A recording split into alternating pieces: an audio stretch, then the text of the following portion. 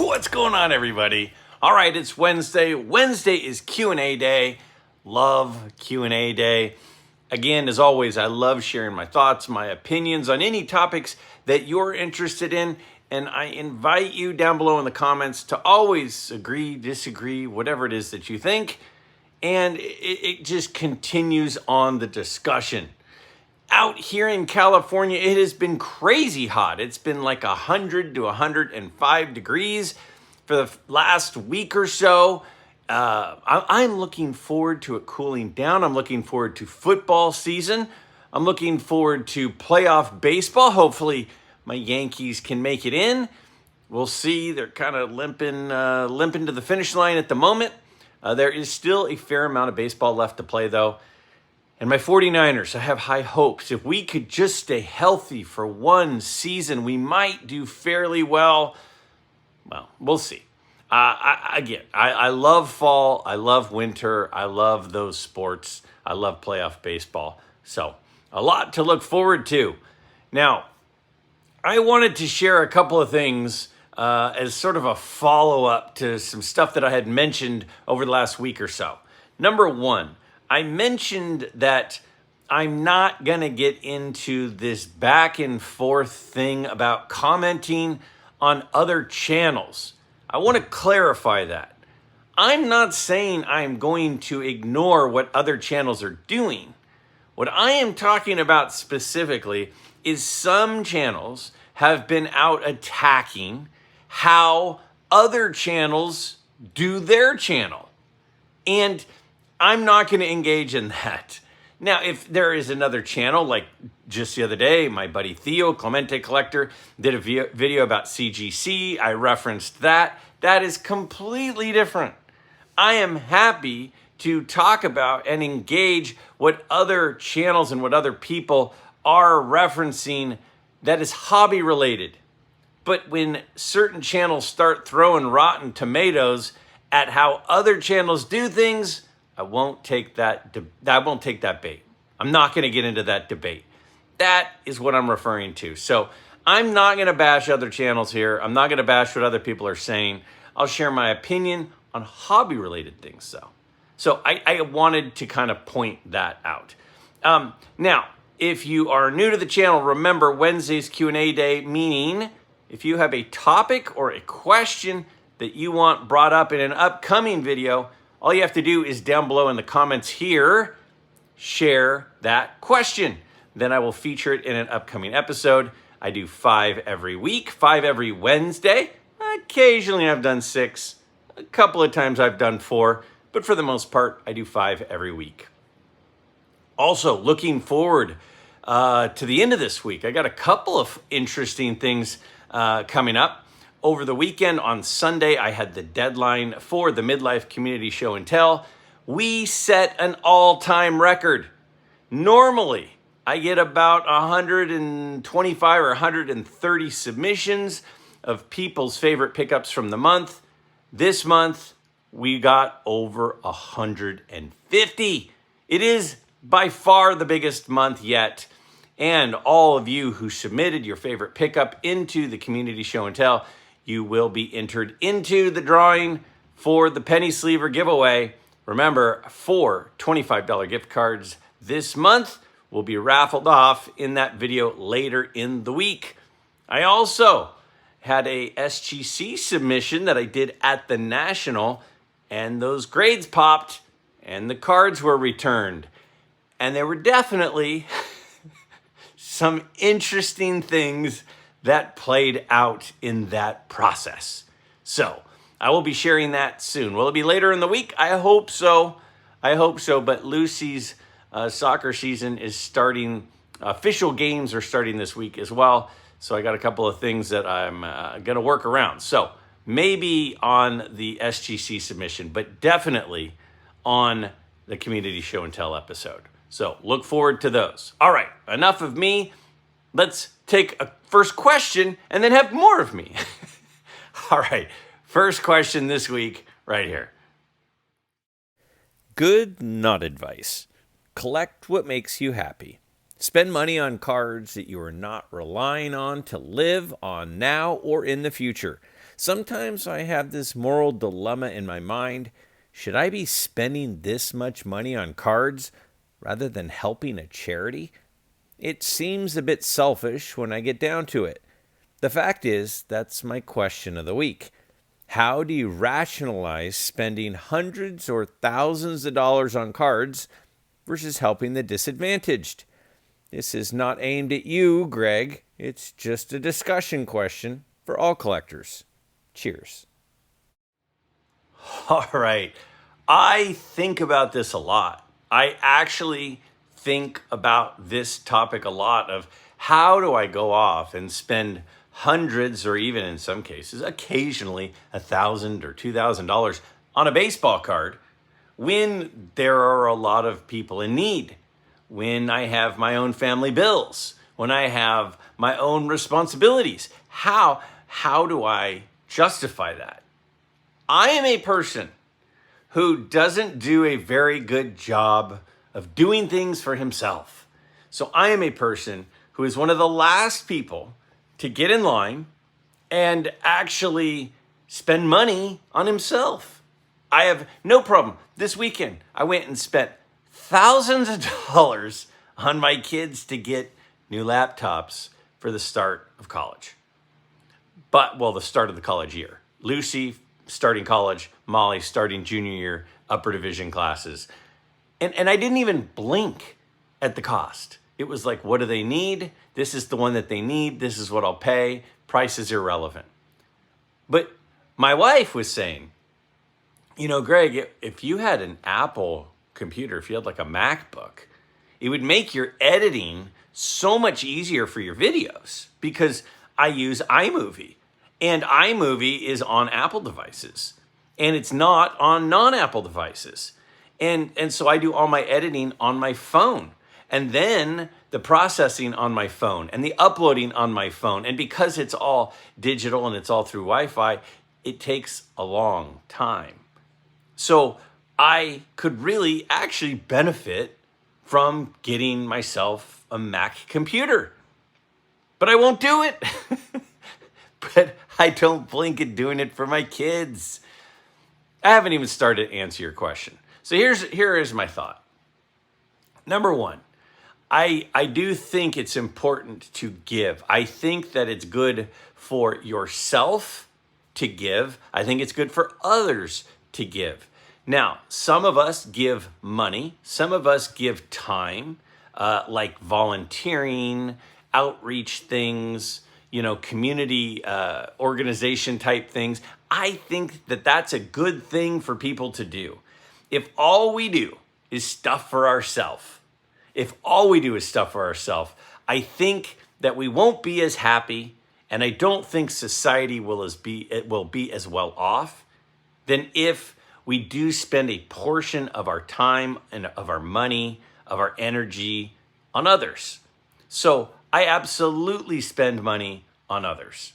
I donate multiple hundreds of dollars this month to different organizations. And I do that before I spend any money on my baseball cards. That's the truth.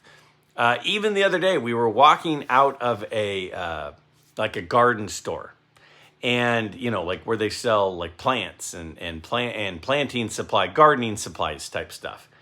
And we're walking out, and there's these two little scouts, like little Cub Scout type kids, and they're like, "Hey, would you like to buy some popcorn?" And I'm like, "Yeah, who doesn't like popcorn?" And so I'm talking to the kid, well, which one should, I buy? Which one do you like? And I'm doing this whole back and forth. And I go, okay, well, how much do I owe you? And the kid says, $25. And I know we've had inflation, but did this kid just say $25 for a bag of popcorn? Like, I think he just said $25 for a bag of popcorn. And I bought it. And I go back to the car, and Lucy says, "That was really nice of you, Dad, to to buy the popcorn from the kid. I mean, that was crazy price. And I said, I like to take opportunities to donate money to people who are working towards actually accomplishing something. So I gave more than $25 to charity this month. That's just an example. But let me back up. Again, all I'm doing right now is talking. I haven't answered the question. Well, I've kind of started to answer the question. This is why I don't like it when people attack people for selling cards. Some people, myself included, like to use the hobby to pay for the hobby. And by using the hobby to pay for the hobby, I feel like it gives me guilt-free money. You know, I have several friends in the hobby who what they'll do is they'll buy cards at a deal. They'll sell the card at market rate. They'll take that extra money and they will put that into their card account.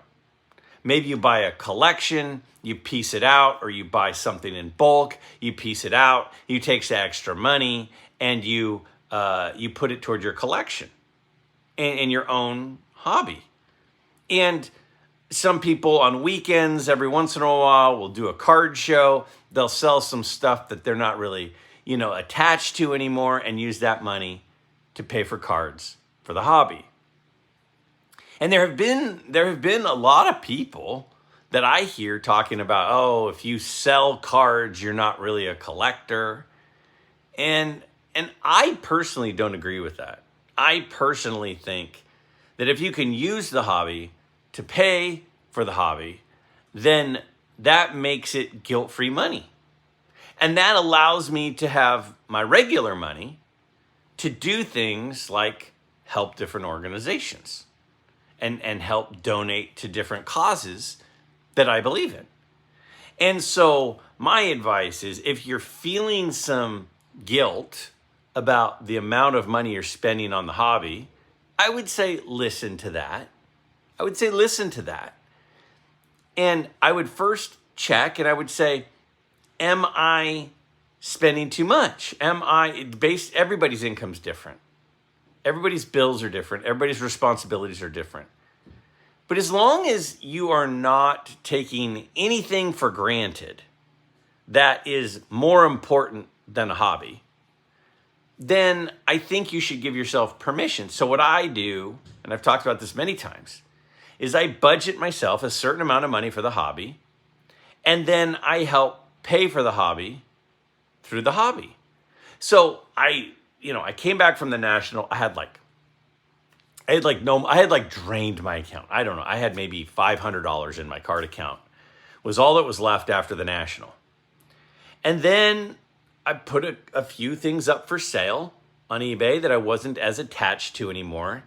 And I sold a couple of things that were, fairly expensive items. And then I had done a couple of overtime things at work. And so when I do those kind of extra things at work, I sometimes will funnel some of that money into my card account. And all of a sudden, my card account had quickly built back up. And by building back up, it gave me, again, more guilt-free money. And so I might have made a couple of big purchases. To be continued soon. I made a couple of fairly big purchases, but it was not with money that I have assigned for things like utilities and not for money like I have assigned for things like giving. It's the extra money.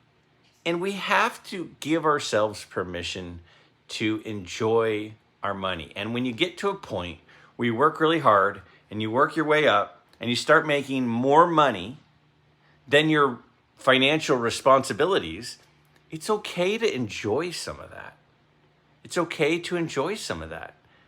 And I do believe in giving, but I also believe in being able to take care of yourself and being able to enjoy yourself.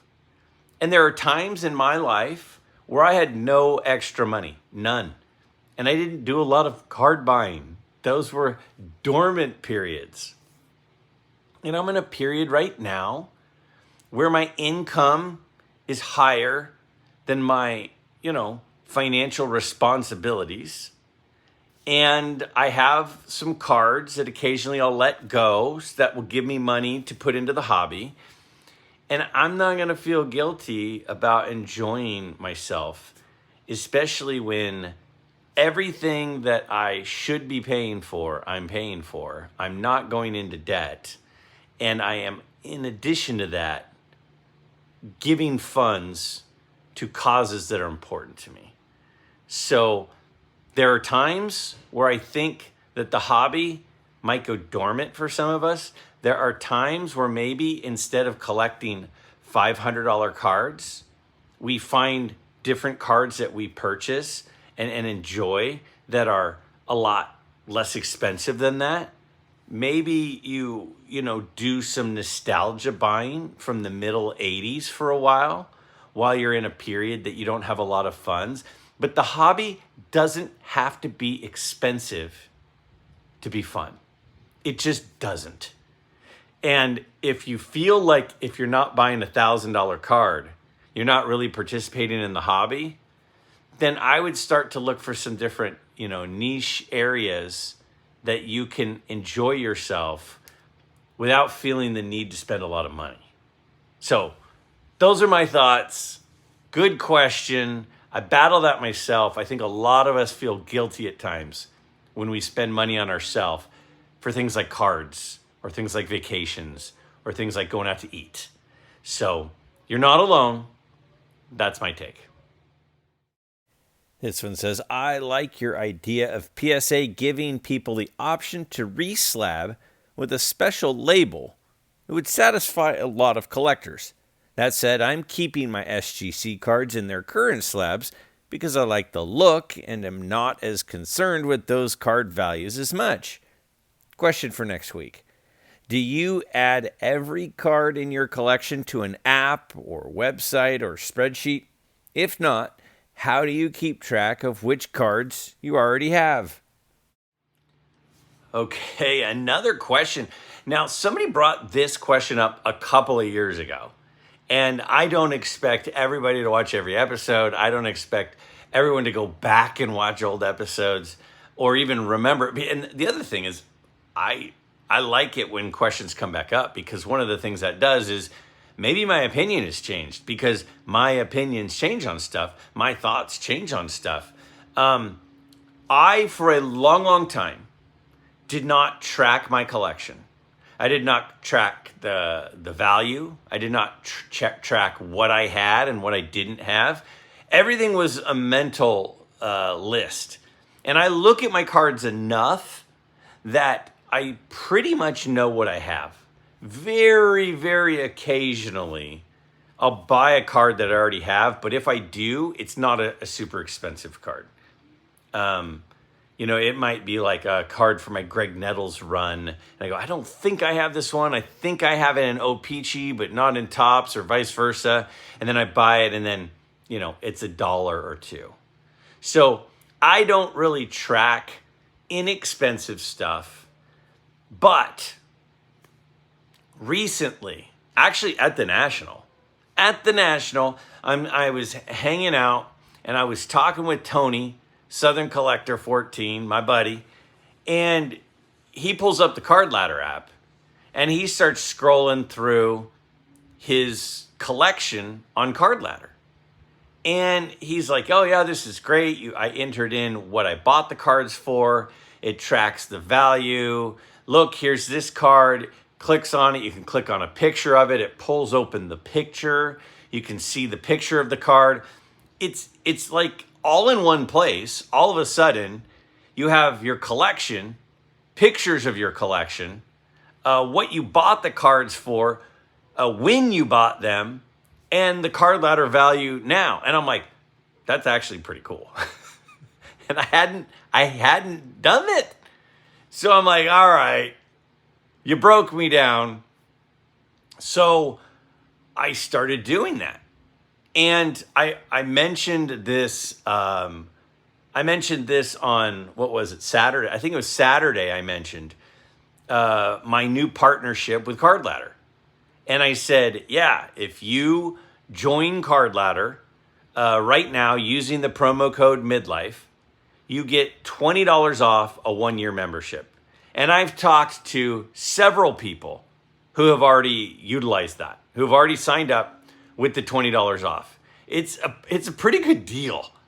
And I think it's for the year membership, I think it's about $200. So the $20 off makes it like $180 or something. And then there were other people who were like, well, I'm using this other app and it seems okay, or I use eBay to comp. Do I really need this? And the other thing that the promo code can do, you can either get $20 off or you can get a free month. A free month. Just try it. So again, the promo code is MidLife. I'll put the information on the screen. Check that out. And what I'm going to do here is I'm going to show you on your screen. I just screen recorded myself doing just kind of scrolling through. And I just started doing this. I've only added, since the National, maybe like 25 or 30 of my cards into the app.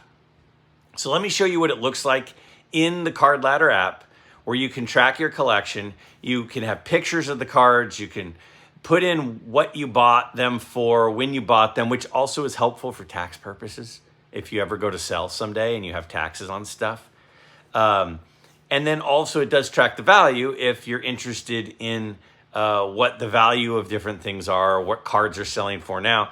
And even though a lot of the cards that I have in there, I'm not planning on selling, it is interesting because you might go, wait, that card's at how much?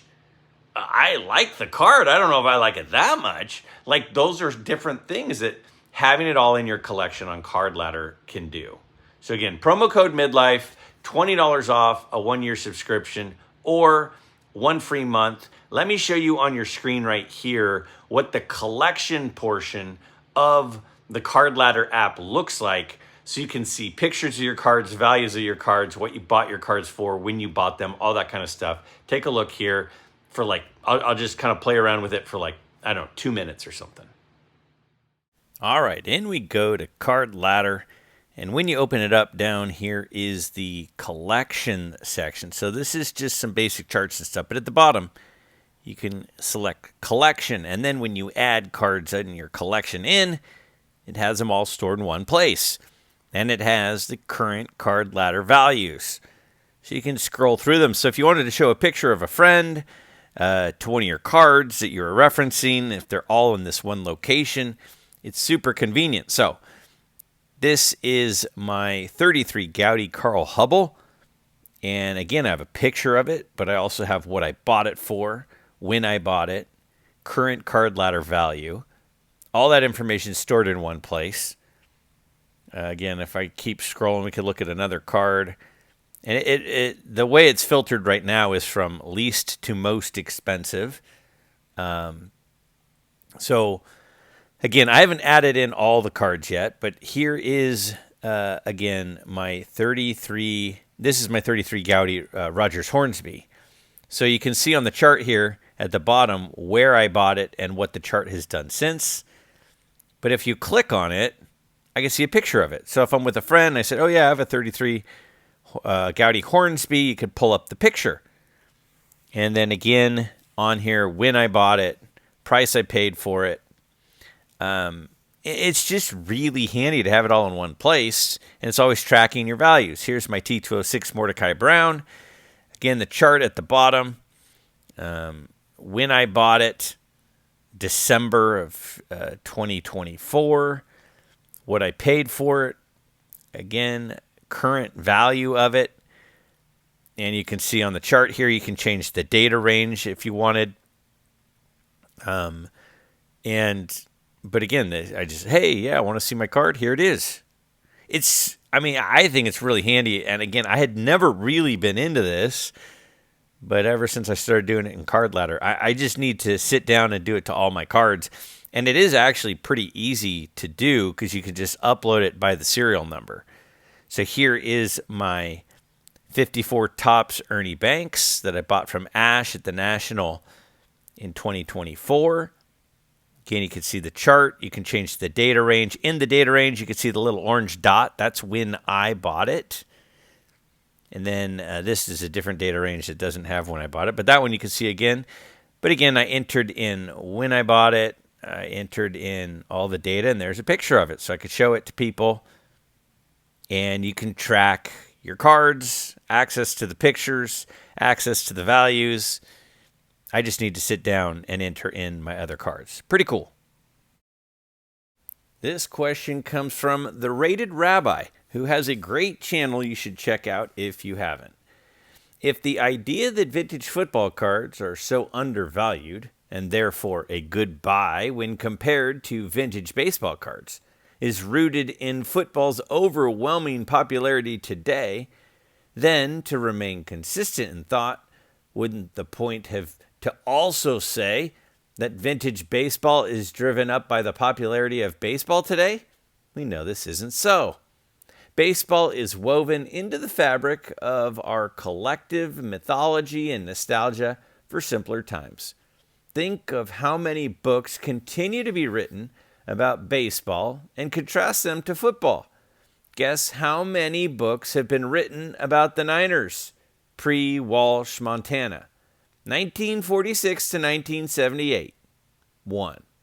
Thanks for all you do for the hobby. All right. Good questions. Great points. The Rated Rabbi really enjoy his channel. I've been subscribed for a long time. Well over a year. Podcast style. Definitely something that's good to listen to while driving.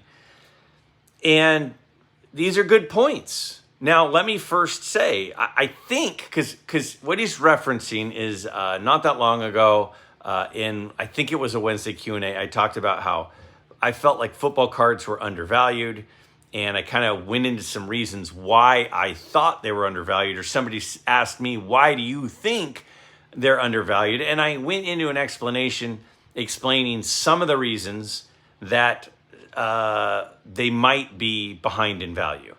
And one of the things was that we don't have quite the history of football that we do of baseball, and that baseball was king during the 50s and 60s, which is a very good period of time after World War II. It was a very good period of time in our country.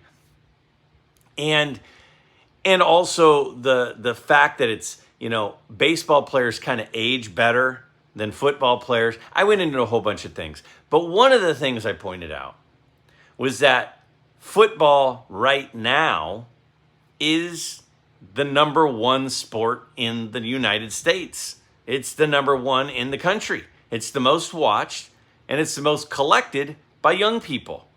And so the question, the point, the counter argument about, well, doesn't that mean that baseball's popularity should be affected?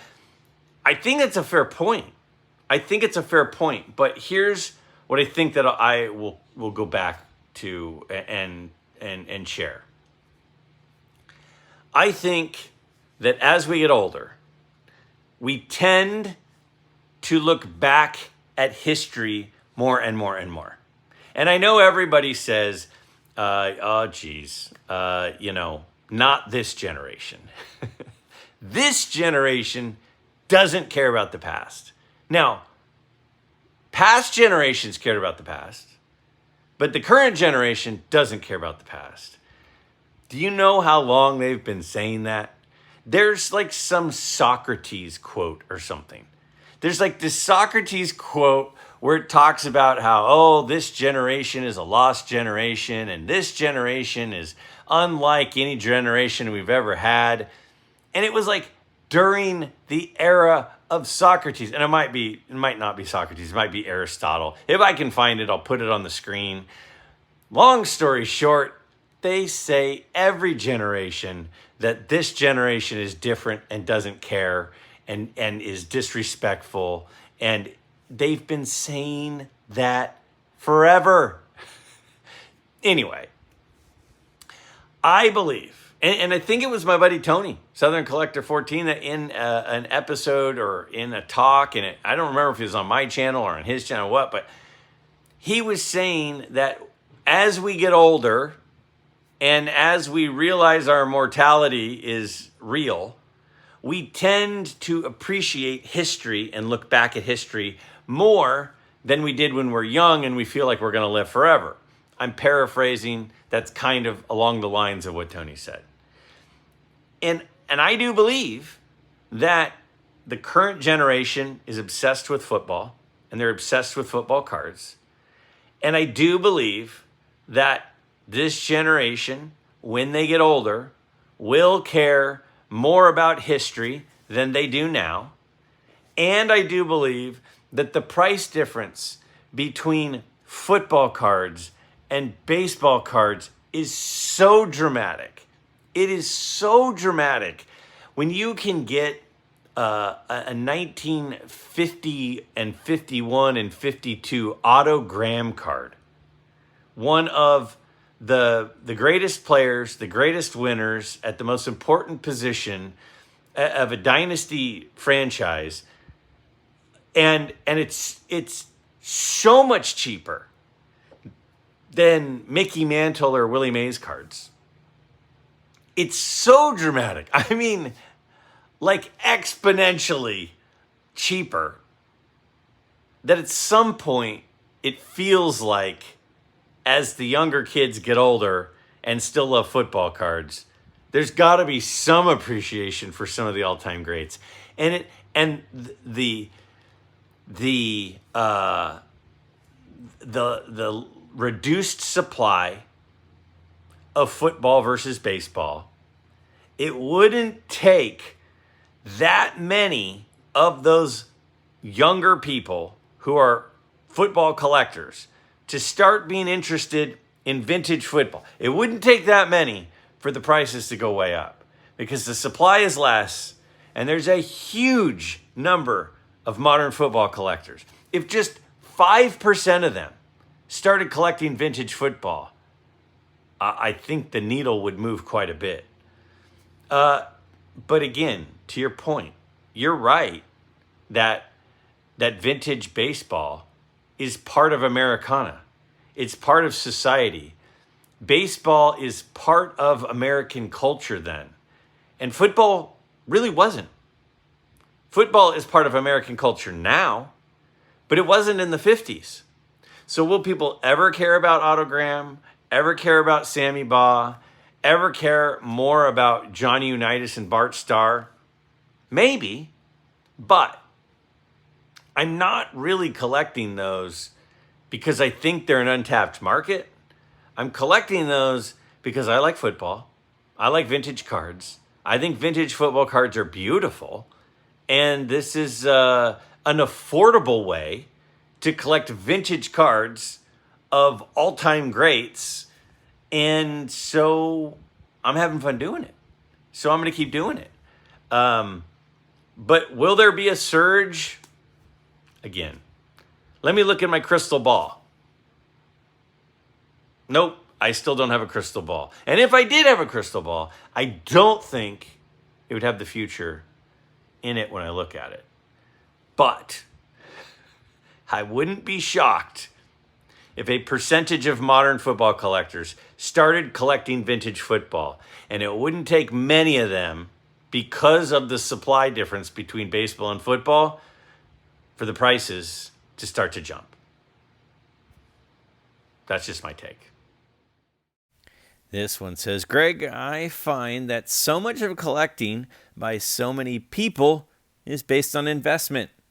When did the hobby turn from a hobby to what can I get for these cards? All right. Most of the time, you all are really nice to me in the comments. Not that often do I have more than a couple of people kind of jump down my throat. But last week, I was talking about how if my card values went down, it wouldn't make me love my cards any less. And a bunch of people in the comments said, yeah, right. this guy's full of junk. And it wouldn't make me love my cards any less. Would I be bummed out? Sure. Who doesn't want the things that they have money in to at least maintain their value? And if they went up, that would be fantastic. But that doesn't make me like the cards any less. Of course, I would love it if my cards go up in value. Of course. I'm not saying that the value is completely irrelevant. It is a component. And it's sort of like we all have this pie chart. And there's different percentages for each of us, different amounts of the pie that we are investor, that we are collector, that we are historian, that we are reseller. And for some people, it's a really, really small percentage. And for others, it's a big percentage. And like I said earlier, if you're a person who buys cards and then sells cards to pay for cards or to pay for your bills, I don't have a problem. I don't have a problem with that. But if my Ty Cobb T206 that I just bought at the National, if the value of that card got cut in half, I wouldn't like the card any less.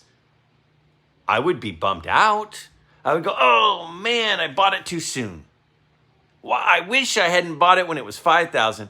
I wish I had bought it when it was $2,500, because then I'd have more money to buy other stuff. I would be bummed out. The reason I care about price the most is because if I thought the prices were going to go down, I would wait to buy.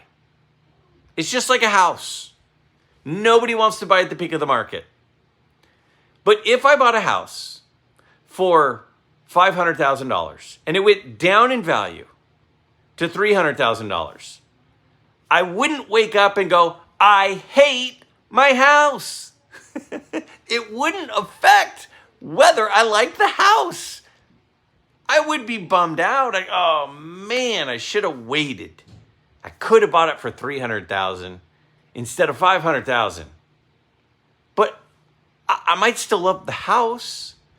So maybe I didn't do a good job articulating myself. I would love it if my card values go up. If my card values go down, I would be bummed out because I could have waited and saved some money. But the cards themselves would not be more or less loved or appreciated if the values went down. I think everybody cares at least some about the value of their collection and of their cards. Some people, it's a small piece of the pie, like this. And some people, it's a big piece of the pie. And I'm not here to judge whatever piece of the pie it is for you. So, I don't even know. Did I answer the question? What was the question again? What was the question? When did it become all about buying and selling? That was the question. I think that there are more people in the hobby right now that are not into the collecting aspect than there was years ago. I think that the answer to your question is there are a lot of people in the hobby right now who are treating it as a commodity. They're commodity traders. They're commodity day traders. Not everybody. Again, not everybody. But there are more people treating cards as commodity day traders than there was when I was growing up and collecting cards in the 80s. I do think that. And so I also think that a lot of what you see on YouTube, a lot of what you see on YouTube is glamorized by people making margin. And because it's glamorized, we think, oh, well, this is the norm.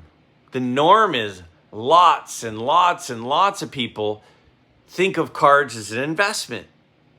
Now, again, I think more people today than years ago are in the hobby as a commodity dealer. But there are still tons of collectors. I appreciate what you're saying, and I think there are a lot of people who get frustrated that there are people who don't really care about the cards. They're in here to make a 10% margin. I do understand that. And I think there are more people who look at it that way than there used to be. But I still think the overwhelming majority of people who attended the National a month ago are collectors. And it was bustling. There were tons of people, and they're collectors, and they love it. So I think on the outside, sometimes looking at this wild buying and selling and turning and flipping and card values spiking and plummeting on YouTube, it feels like nobody actually cares about the cards. But I really think that most people in the hobby really do. And our last question this week says, my question is, if steroid era guys are so taboo to the hobby, why does Topps and other companies still print cards of them and making their cards more relevant? Some of these guys were placed on the Hall of Fame ballot but couldn't muster the votes. I believe placing these guys on current cards keeps them in the mix for the future Hall of Fame considerations. Okay, strong opinions in the hobby, strong responses in the comments. They always come whenever talking about PSA or SGC, always come with that. I get more dislikes, I get more angry comments, regardless of what side I take. When talking about investing in cards versus collecting in cards, that gets people fired up. And the steroid era, that also gets people fired up. Now, why do the manufacturers make cards of players from the steroid era? That's a good chunk of the question is they're still doing this. What's the point of doing it? Is it helping or hurting their cause of getting into the Hall of Fame? Let me start by saying I will continue to believe that there were way more people who were involved in performance-enhancing drugs than there are people that were on the Mitchell Report. I think that there are absolutely multiple people currently in the Hall of Fame who took performance-enhancing drugs. Now, I know that a lot of people would say, well, just because this guy's in doesn't mean you should let them all in. I respect that. I know there are people who say they were all taking it, so they should all be considered. I respect that. I personally think that it's disappointing that some players have taken the fall for an epidemic in the sport where a lot of people who participated but never had to take any of the blame. I think that's disappointing.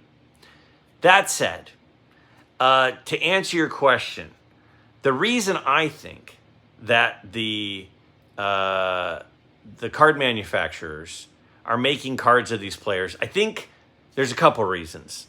One reason I think they're doing it is because of the licensing. There are there is an official license for who has Major League Baseball. And there are more manufacturers of cards than there are licenses, since they're doing exclusive licenses. So the other companies want to make cards, but they don't have the license. So one way around that is to go after college players, young prospect players, veteran retired players, because you can get the license directly. You can directly get the rights to those players from them. So I think part of the reason that you see a lot of, Willie Mays, Topps gilded collection chrome, swirly ball cards is because they don't have the license at the moment for Major League Baseball. Or another company might do it because they're losing the license. The licensing, I think, has a lot to do with it. But even more importantly, and you said steroid era, so I shouldn't have said Willie Mays. Bad example. But my point is that they're making cards of retired players, of retired great players. I think it's partly because of licensing, partly. I also think guys like Barry Bonds and I'm walking through a minefield here. There are players from the steroid era that are still all-time great players and highly popular players. Barry Bonds has some cards that were released in some products this year that were very much chase cards. Barry Bonds pack insert autos were very much chases. So there's demand. And the reason that there's demand is because just because certain players may have taken performance-enhancing drugs doesn't mean that a lot of us who grew up during that time don't still admire those players. And so there's a demand for guys like Barry Bonds. So I think that they're producing what people want, and what people want are some nostalgic all-time great players, even if they were associated with performance-enhancing drugs. I also think, just my personal humble opinion, and again, feel you're welcome to throw rotten tomatoes at your screen. Just keep in mind it's your screen. I would say that the other piece of it is they're connecting generations. If a dad, so my generation is the generation that had guys like Ken Griffey Jr. and Barry Bonds and Randy Johnson and Mark McGwire and Roger Clemens. And now us people have kids in card collecting ages. So how cool is it that my kid could open a pack and some of the cards in the pack are the players that I idolized growing up? And it creates interest from a parent. A parent might say, oh yeah, that was fun. We should do that again. Because they just pulled cards of players that I grew up liking. And then they tell their kid, oh yeah, I watched Barry Bonds. I remember the season where Sammy Sosa did this and Mark McGwire was doing that. I think that it's a really good marketing technique to include players from the era of the parents and players from the era of the current that the consumer is. So you have the buyer, the parent, the consumer, the kid.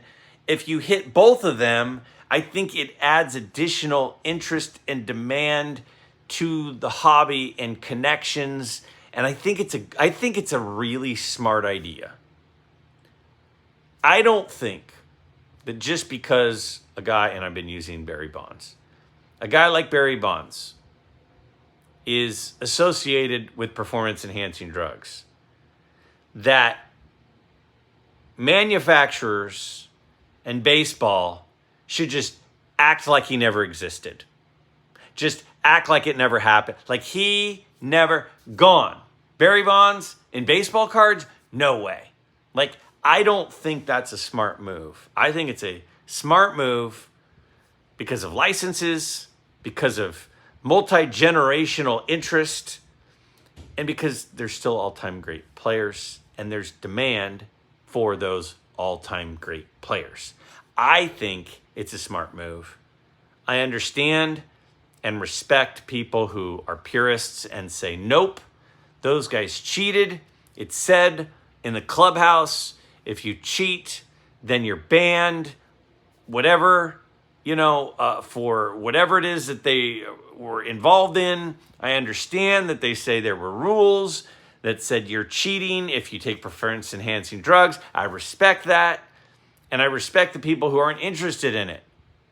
But from a demand, from a marketing, from all sorts of different ways, I think including those players is really smart.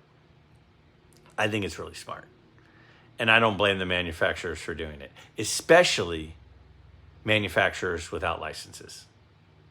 I think as some of the licensing shifts here between Panini and Topps/Fanatics in some of the sports, you're going to see more of that kind of stuff, not less. Because otherwise, what are they going to produce? Just my take. I appreciate your questions. If you have a question for an upcoming episode, do not hesitate to ask it in the comments below. Let me know what you think. Feel free. Just be nice if you don't agree. Just nice. That's all.